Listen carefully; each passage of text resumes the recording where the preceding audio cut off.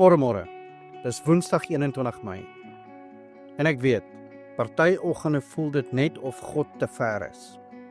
Jy bid en dit voel leeg. Jy lees, maar daar gebeur niks binne jou nie. En dan begin jy wonder, is ek nog reg? Is God nog hier? Of is ek nog op koers? Maar hoor my nou, geloof is nie 'n gevoel nie. Dis vertroue in wat jy weet, nie wat jy voel nie. In Habakuk 3 vers 17 en tot vers 18 staan daar geskrywe: Al sou die vyeboom nie bot nie, nogtans sal ek jubel in die Here. Habakuk het nie gejubel oor wat hy gevoel het nie. Hy het gejubel oor wie God is.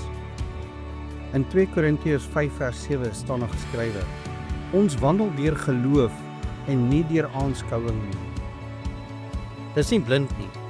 Dis super gefokus. Nie op emosies nie, maar op die waarheid.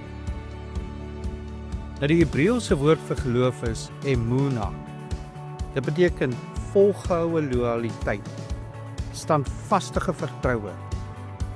Nie afhanklik van ons baie nie, maar geanker vas in God se karakter.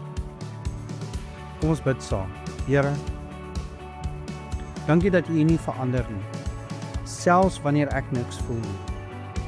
Leer my om op U woord te staan en nie op my eie emosies nie.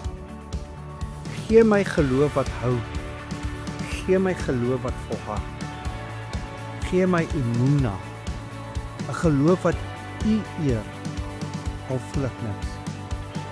Ek wil nie lewe op gevoel nie. Ek wil lewe op U waarheid. In Jesus naam. Amen. En moenie vergeet nie, jy is dalk die Bybel wat iemand vandag moet ontmoet. Geloof is nie wat jy voel nie, dis wie jy volg. Hoop jy het 'n geseënde Woensdag.